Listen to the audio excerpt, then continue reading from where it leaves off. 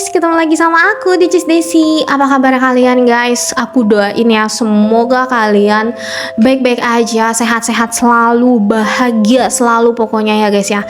Terima kasih guys sudah klik video aku ini. Jangan lupa klik subscribe-nya buat kalian yang suka horor, kisah-kisah mistis, kriminal dan kisah-kisah lainnya yang penuh dengan plot twist guys. Kalian tahu nggak nih, ada salah satu permainan yang katanya bisa memanggil arwah Bloody Mary guys.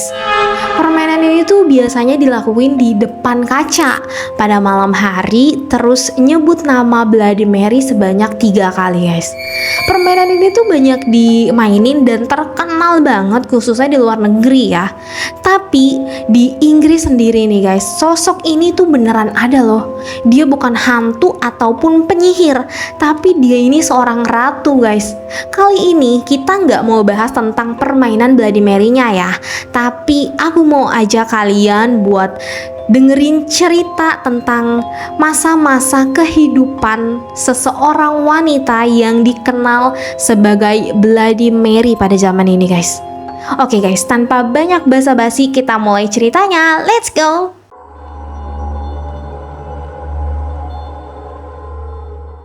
Namanya Mary Tudor atau ada juga yang dikenal dengan Mary I, seseorang wanita bangsawan atau sekarang ini lebih dikenal sebagai Bloody Mary ya.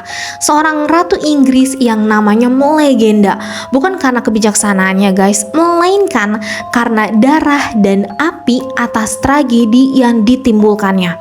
Ratu Mary lahir pada tanggal 18 Februari 1516 guys di Istana Placentia di Greenwich, Inggris. Mary ini seorang putri tunggal dari Raja Henry VIII dan istri pertamanya yaitu Putri Catherine dari Aragon yang berhasil hidup sampai dewasa ya. Karena guys, mamanya Mary ini yaitu si Catherine ini sempat mengalami keguguran beberapa kali dan ada juga anak-anaknya yang lain yang sudah berhasil lahir tapi nggak bertahan lama, dan hanya Mary aja nih yang selamat dan berhasil hidup sampai dewasa, bahkan sampai ibunya ini tiada. Ayahnya Mary yaitu Henry VIII adalah seorang raja yang terkenal kontroversial guys. Ayahnya ini menikah sebanyak 6 kali demi mendapatkan pewaris laki-laki atau mendapatkan anak laki-laki. Karena kan ya dari istri pertamanya nih si Putri Catherine hanya dapat si Mary ini yang berhasil hidup. Jadi dia terus menikah bahkan sampai 6 kali baru bisa punya anak laki-laki yaitu bernama Edward guys. Mary ini tuh sebenarnya awalnya lahir sebagai seorang putri yang dicintai banget guys, khususnya sama ayahnya. Tapi hidupnya ini berubah guys ketika ayahnya ini sangat terobsesi mendapatkan putra laki-laki. Para istri-istri ayahnya dan saudara-saudara tirinya Mary ini juga punya kisah yang menarik tau guys, gak kalah menarik dari kisah Mary ini. Mungkin nanti di video-video selanjutnya kali ya aku akan bawain, mungkin seru kali itu ya guys, karena gak kalah greget sama kisah kali ini guys. Lanjut nih ya ke ibunya Mary yaitu Putri Catherine. Dia ini putri Raja Ferdinand II dan Ratu Isabella dari Spanyol yang membuat Mary memiliki darah kerajaan Spanyol. Mary kecil tumbuh di lingkungan istana yang penuh dengan kemewahan. Tapi guys, di balik dinding emas yang dinikmatinya gitu ya, terdapat badai politik dan intrik keluarga yang perlahan-lahan tuh menghancurkan masa kecilnya dia loh. Mary ini ya dikenal sebagai anak yang sangat pintar, sangat amat pintar. Kepintarannya ini tuh didapat dari sebagian besar pembelajaran yang dikasih sama ibunya ya. Jadi dia khusus belajar sama ibunya, yaitu si Putri Catherine. Bahkan ya guys, pada usianya yang 9 tahun, Mary ini dikatakan sudah bisa membaca dan menulis bahasa Latin. Dia juga belajar bahasa Perancis, Spanyol, Yunani, belajar musik dan tari. Saat itu ayahnya si Henry VIII ini sayang banget sama Mary guys. Bahkan ayahnya sampai membangga-banggakannya ke para kolega-kolega kenalannya di kerajaan guys. Mary ini tuh punya kulit yang cerah, matanya tuh biru pucat gitu, dan rambutnya merah atau emas kemerahan gitulah ya. Dikatakan nih ya, sifatnya ini tuh sangat mirip dengan kedua orang tuanya. Kita lanjut guys, pada tanggal 5 Oktober di 1518, Mary yang berusia 2 tahun saat itu ditunangkan dengan Pangeran Francois Dauphin dari Prancis yang saat itu juga berusia 2 tahun guys. Jadi ini para bocah 2 tahun ini udah ditunangin, bahkan sampai ada cincin berliannya guys. Tapi gak lama dari itu tunangannya ini dibatalkan. Pada tahun 1521, 3 tahun kemudian, si Mary ini kan berusia 6 tahun ya. Kedua orang tuanya ini tuh kembali mengadakan pertunangan Mary dengan sepupunya. Jadi yang tadi dibatalin tuh saat 6 tahun ditunangin lagi guys sama sepupunya yang berusia 22 tahun. Jadi anak 6 tahun ini tunangan sama laki-laki umur 22 tahun guys. Lumayan juga kan perbedaan umurnya. Dan pertunangan ini juga dibatalkan beberapa tahun kemudiannya guys. Gak tahu pasti sih guys kenapa dibatalinnya gitu ya. Berjalannya nih tahun demi tahun ya guys, kebahagiaan Mary itu gak berlaku selamanya loh. Karena ayahnya nih saat si Mary berusia 9 tahun, ayahnya yaitu Henry VIII menggugat cerai sang ibu. Raja Henry saat itu kecewa karena pernikahannya ini gak menghasilkan anak laki-laki pada Ibu Catherine ini. Raja Henry ini bisa dibilang genit tahu pada saat itu ya guys ya, sama cewek-cewek ataupun selir-selir para pelayan-pelayan yang ada di istananya saat itu. Bisa dibilang buaya darat gitu guys si bapaknya Mary ini, sangat amat genit. Karena sebelum menggugat cerai ibunya nih ya, si Raja Henry dikabarkan pernah ketahuan selingkuh sama salah satu selir atau kayak orang yang bekerja di istananya gitu guys. Dan selingkuhannya inilah yang minta Raja Henry untuk menceraikan istri pertamanya yaitu Putri Catherine, ibunya si Mary ini. Setelah bercerai nih ya, Raja Henry menikahi selingkuhannya ini yang bernama Anne Boleyn guys, selaku istri kedua dari Raja Henry. Dan gak lama dari situ ada adik tirinya Mary lahir nih guys, dikasih nama Elizabeth, perempuan lagi ternyata. Terus nih ya guys, saat adik tirinya yang lahir si Elizabeth ini, Mary dipaksa sama ayahnya mengaku bahwa pernikahan ayahnya dengan ibunya yaitu Catherine enggak sah, yang berarti Mary ini dianggap anak haram guys, untuk menghindari Mary ini menjabat sebagai pengganti ayahnya nanti. Bisa dibilang statusnya ini tuh diturunkan guys, dari seorang putri kerajaan menjadi pelayan untuk adik tirinya si Elizabeth. Bayangin guys, seorang putri kerajaan yang terbiasa dengan kemewahan nih ya, tiba-tiba dipaksa melayani adik tirinya.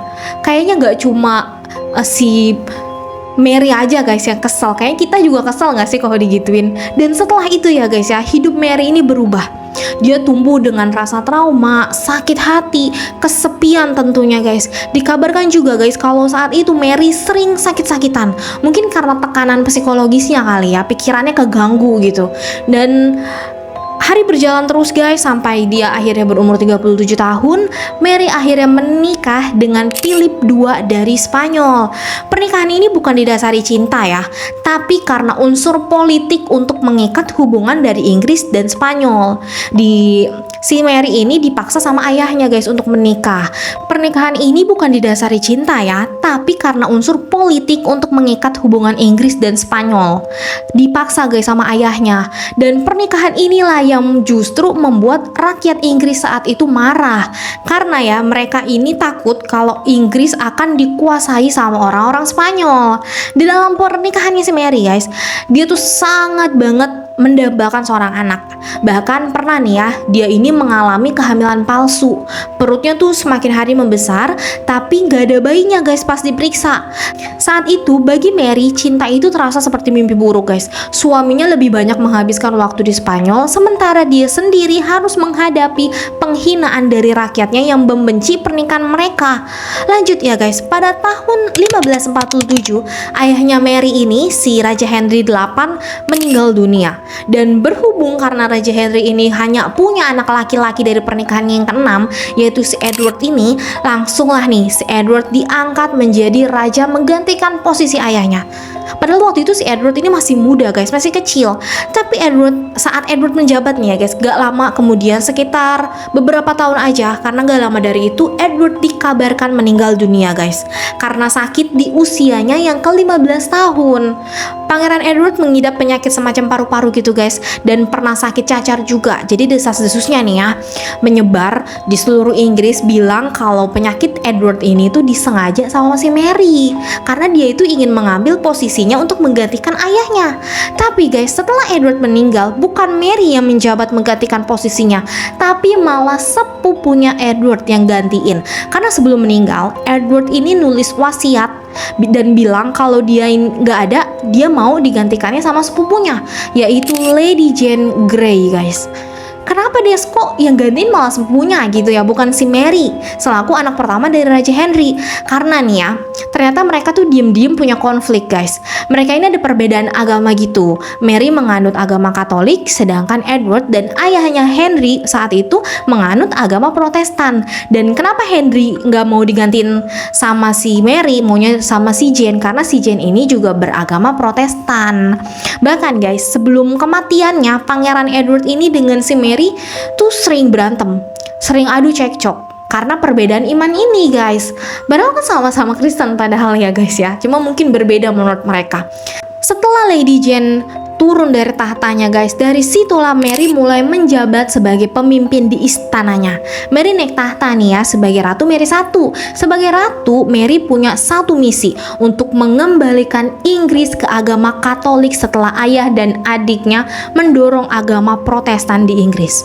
Karena guys, dia tuh merasa ya, semua penderitaannya yang dialami dia dan oleh Inggris ini adalah kutukan Tuhan karena Inggris meninggalkan Katolik. Ini menurut dia ya guys ya. Maka dimulailah nih kebijakan keras. Ribuan orang Protestan saat itu yang gak mau pindah ke Katolik ditangkap, disiksa, dan dibakar hidup-hidup. Bahkan ya, sekitar 280 orang dibakar di depan umum, termasuk tokoh-tokoh penting saat itu.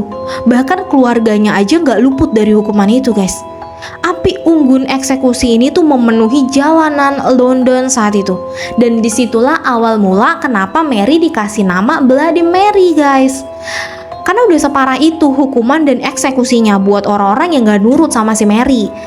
Tapi guys, ternyata gak membuat rakyat tunduk ya. Karena Mary keras ini, rakyat gak tunduk sama dia. Justru semakin menumbuhkan kebencian masyarakat terhadap Mary, yang memang udah dibenci semenjak pernikahannya sama Raja Philip II dari Spanyol itu loh, guys. Api suci yang menurut Mary itu adalah bentuk pengabdiannya kepada Tuhan ya guys, untuk Inggris. Tapi bagi rakyat itu semua adalah simbol darah dan teror. Setiap kobaran api, setiap jeritan menambah panjang daftar kebencian terhadap Mary saat itu. Sampai Mary bertahta ya guys ya, pernikahannya dengan Philip II ini tuh gagal mendapatkan keturunan. Jadi Mary ini mengalami semacam gangguan hormon gitu guys. Jadi dia nggak mempunyai anak bahkan sampai dia meninggal ya. Kesehatannya semakin memburuk.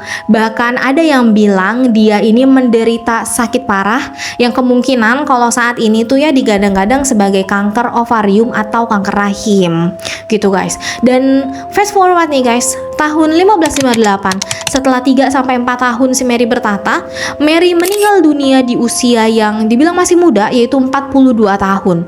Setelah kematiannya, adiknya Elizabeth I selaku anak kedua dari pernikahan ayahnya naik tahta dan membawa Inggris ke era kejayaan yang disebut sebagai Golden Age.